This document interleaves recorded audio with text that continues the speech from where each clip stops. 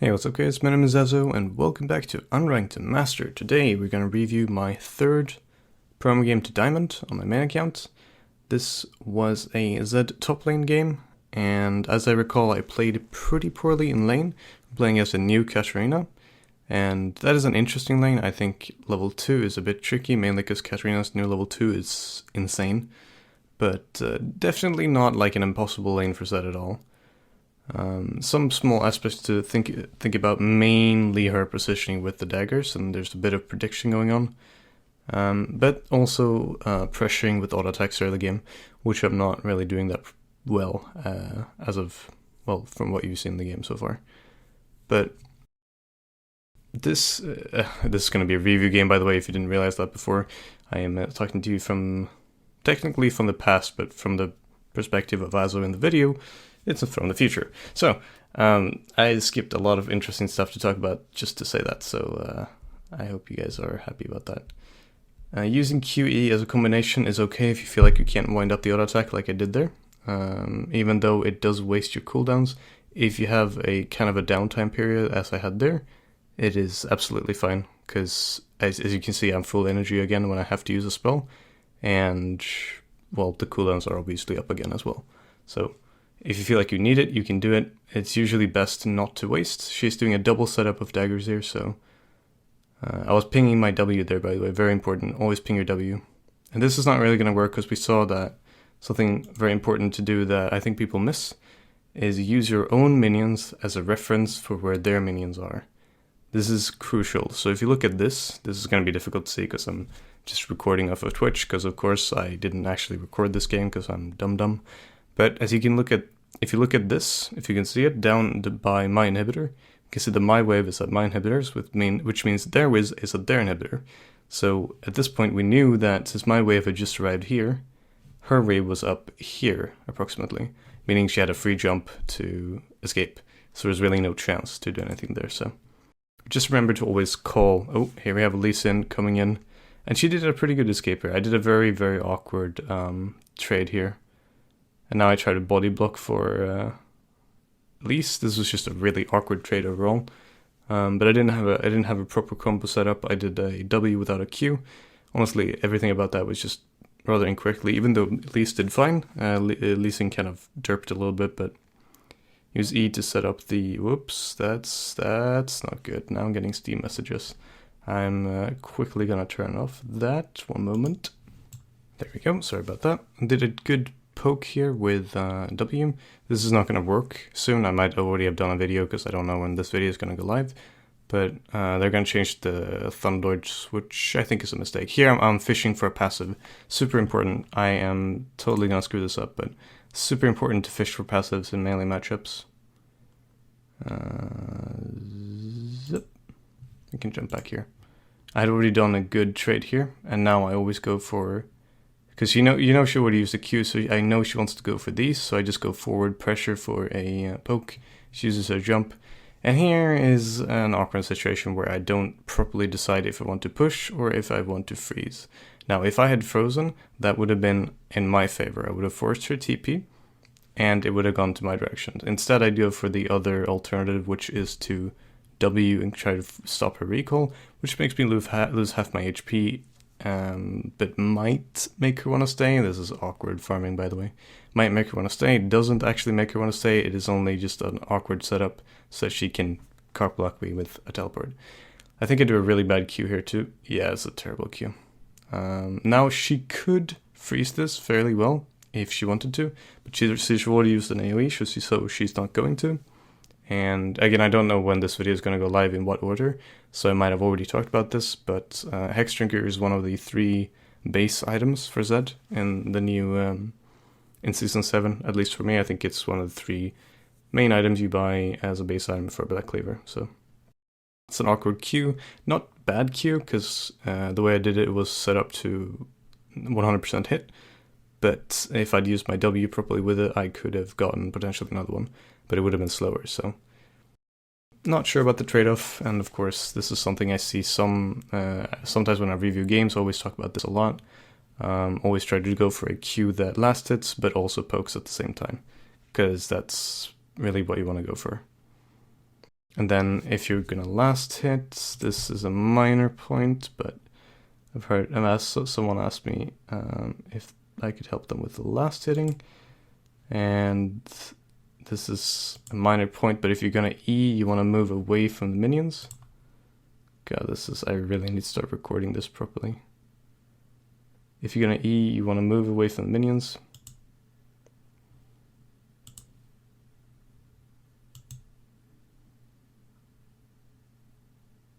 Okay, that's definitely exactly what I meant. Like that. Yeah, I think you guys will get what I mean. If you want to E to last it, if you can't last it properly, or if you don't have the attack speed or the Q up and you have to E, then you want to move so that you don't hit another minion at the same time to screw up the turret rhythm. So now we notice that bot lane was dying, and I immediately look bot lane to see exactly how much HP he has. This is not to judge my fellow player. Okay, there's a little bit to judge my fellow player, but the main purpose is to get a read on if the Draven is going to stay, and kind of if I'm going to roam. It's not as relevant in top lane when I don't have TP, but it's kind of like a mid lane routine. Just always check if they're too overextended, if what their HP is at. It's a very, very bad W, not much to say about it. If she really would have had to like actively try to get hit by it to get hit by that one, because I was aiming it so far to the right of her, so it was never really going to happen. Here I'm kind of waiting a little bit, using my wards to see she's warding Trebush, and she's definitely going to keep pushing out. So I think I'm waiting here to see if I can get a good setup, because she might want to go for a fight here. And with Hex Drinker, I am fairly confident that I'll be able to take her on.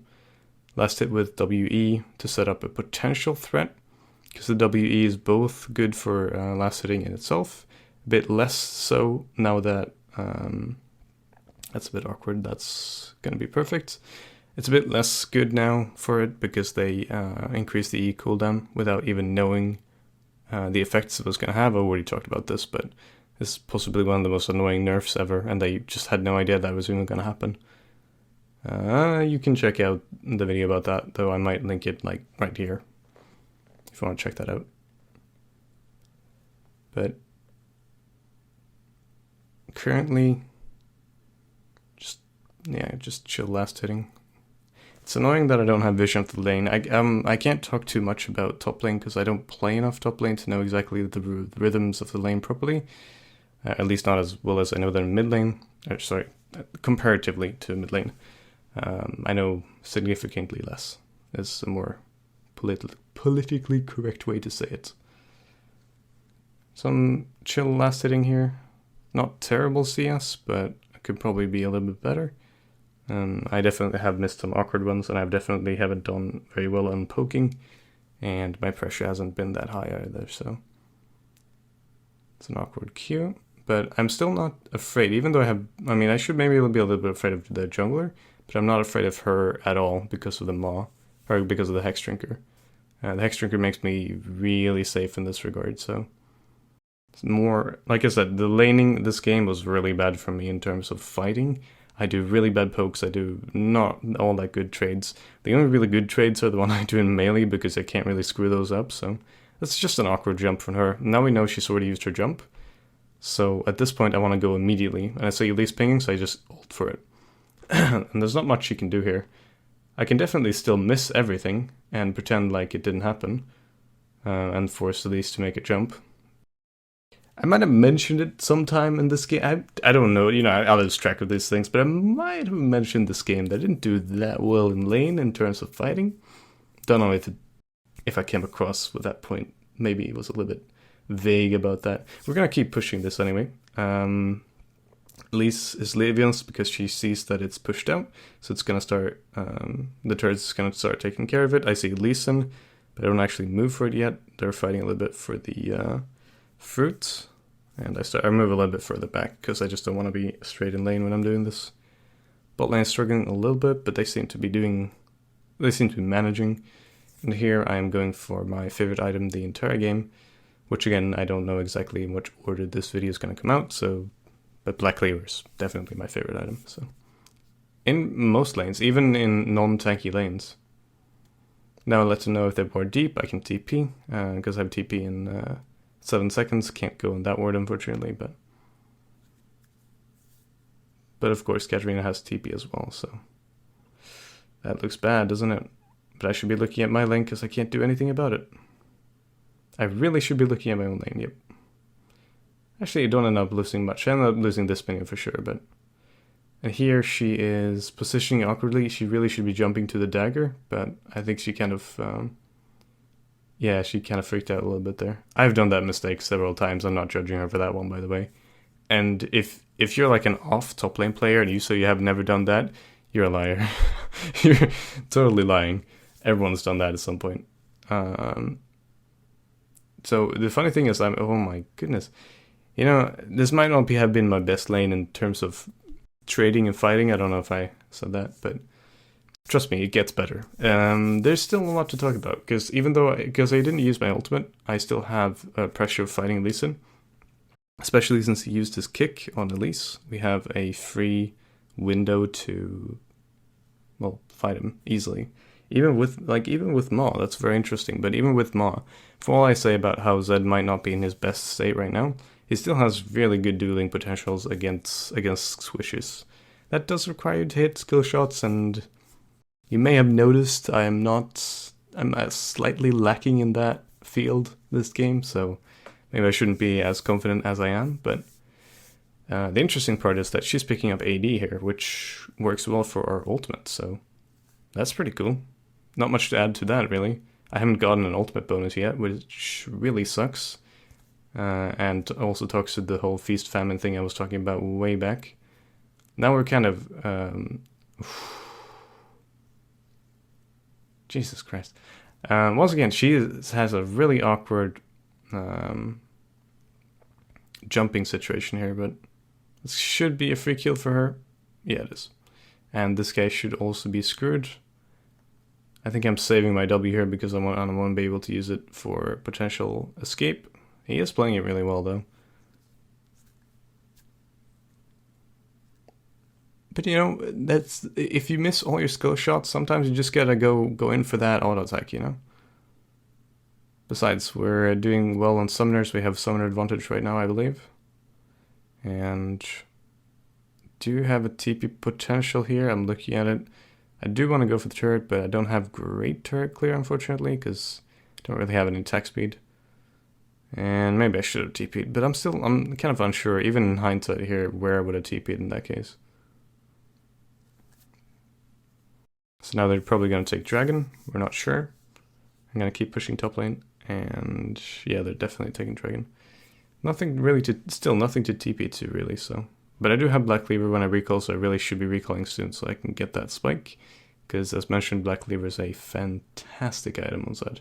She does not want to face check that. I'm considering if I'm supposed to stay, but yeah, I have Black Cleaver now, so. Can TP to that minion to stop it, and to also get to the back line. Don't have ultimate though, so I can't really do much. She gets a free jump, but since she already used her jump and I have flash, not much she can do about it. Still no bonus from her ultimate, but hey, you take what you can get, right? Get what you can take. You take what you can get. Yes, that's it.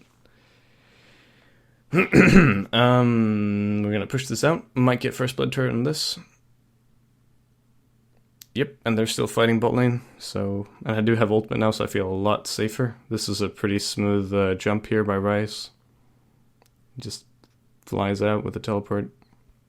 And here I'm considering I should probably have moved, like, way earlier. And I definitely should have. But I was so hyped to get first blood turret that I didn't even realize that it wasn't even first blood turret. He might go for a flash kick here, I don't remember. Nope, he just goes for a standard Q.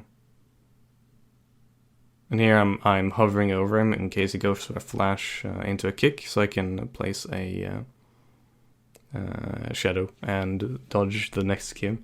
As long as I move and keep a distance between myself and the shadow, it is no problem. Because they always have something to jump to. And for more reference on that, I do believe... Is it? Yeah, I think it's the cross, the Zed School. Yeah, so we have, if you haven't seen it, my Zed School series has a video called The Cross. And the quest talks about the double choice, which is kind of how you can win all that. Now here we already know that she's so far behind that I'm just basically forcing her jumps or ultimates or whatever. See, I don't need to hit skill shots. I just auto attack her when I'm strong enough. So at this point, I can probably beat anyone in the game in 1v1s. So we're just going to keep split pushing, because top lane is down, there's no real point staying top lane, so I'm just going to try to go for bot lane turret. But since they are kind of moving towards the bottom flank, I don't really want to go too far out. So I'm starting to channel my recall. This is one of my favorite things to do, is to start channeling the recall, even if I'm not recalling, because it both helps you save time. It might bait someone to do something, but it also, like, if you need to recall in a pinch, well, you've already started recalling, and if you're not doing anything else, you might as well be recalling all the time, because it doesn't cost anything. It's just you're just always potentially saving yourself a couple of seconds if you want to recall, or even saving your life if you have to recall. So it's definitely one of my favorite tricks. I talked about that in my video with Jeremy Gaming Curious. And Rice has a minion block. That's kind of awkward for him. I think I do end up picking up Yomus before Duskblade this game. I cannot remember though. He did play that really well though. I think I pick up Yomus before Duskblade here, which is okay. I don't like getting Yomus too early because of lethality, which is, well, as mentioned several times in multiple different videos, not very good.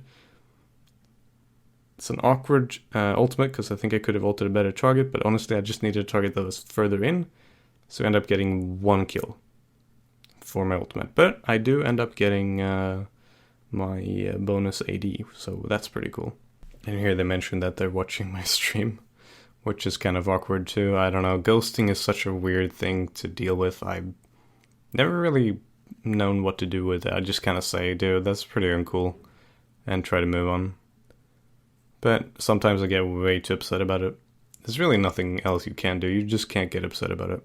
But, you know, I'm fairly flawed in that area specifically. And a few others. But let's not go there. Okay. It's been an interesting game so far. I'm 4-3 right now. And I should be roaming as much as I can. But as it's looking, they are kind of strong, so I'm a bit hesitant, but this is an amazing flank. With Red Buff, he really has no chance. So I just do an early W, try to see if they're going to go back or forth. And I end up using my ultimate because I wanted the bonus AD, which ended up being +1 AD. So that's pretty OP. I think Rice probably shouldn't have TP'd. It was both a waste and kind of a risk, but hey, I can see the appeal. Especially if he's kind of behind in gold and assists, so... We're not picking up Yomus, which is nice for the roam, don't get me wrong, but it's just not very good, honestly. Like, I do still like it. I love the movement speed burst. It was better with the attack speed burst as well, but I do love the movement speed burst. I do love having extra arm penetration. It does eventually become as valuable as it used to be in terms of arm penetration, but it's just not the same. This is a really, really awkward W, because, again, looking at my own minions, I knew that hers was going to be around this area approximately. We don't have an exact, we don't have minions being up here, so I can't know exactly where mine were going to be, or hers were going to be based on mine, as I mentioned before, but...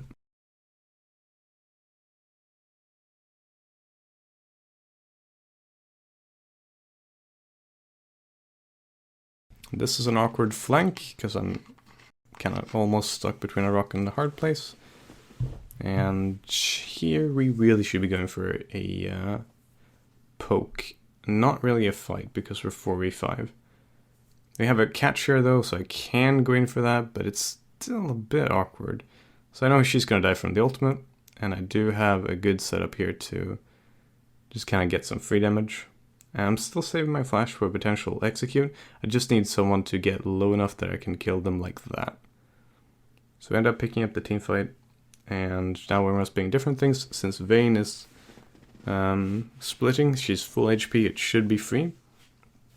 And I don't know if you've paid attention to the chat, but I seem to recall her being a little bit angry, so I kind of do what I kind of be. I'm kind of role playing a little bit.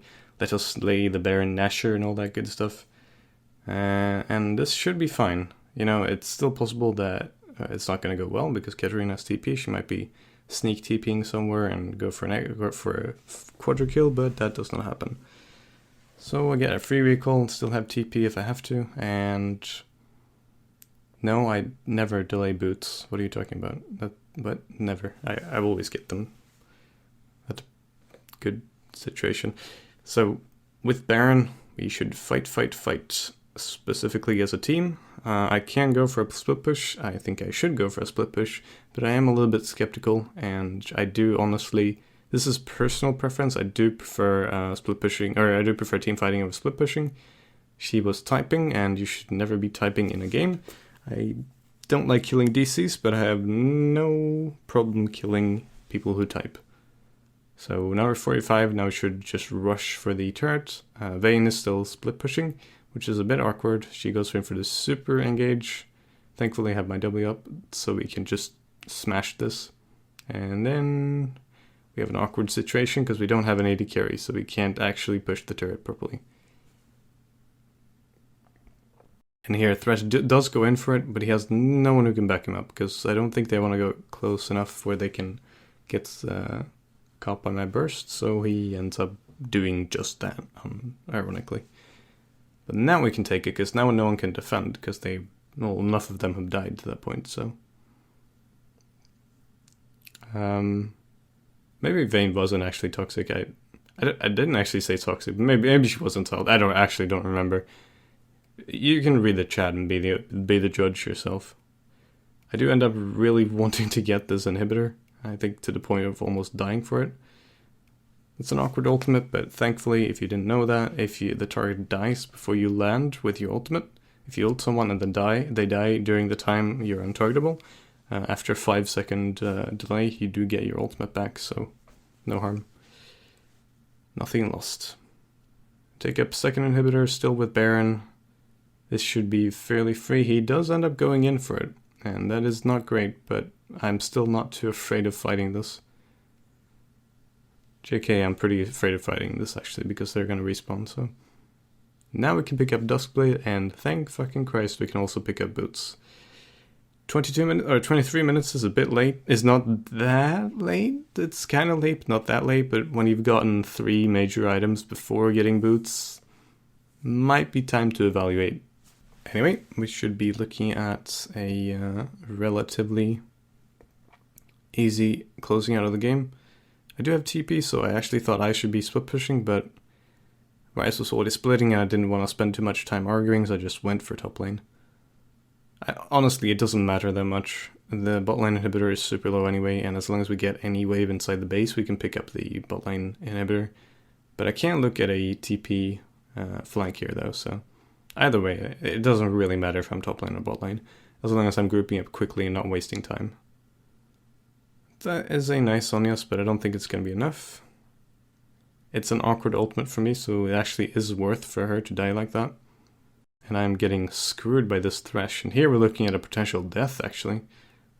So I run backwards to get to stay in the Janna ultimate, and also to stay close to Janna, and also to get out of the Katarina range. But we did end up doing an awkward dive, but we did get a turret and bot lane inhibitor for it. And potentially more, because I do still have TP. Which means I can either go for TP top lane or TP to help Ryze. And I do think I end up going for TP top lane. It depends on how far down Ryze goes. It's been a while since I played this. No, actually, I think I end up going for this. I think, yeah, it depends on how far down it went, so. Thresh is ballsy here. I end up going for saving him over killing Ryze, but I guess I still get a kill for it. Lee Sin's still overextending a little bit, so we should be able to,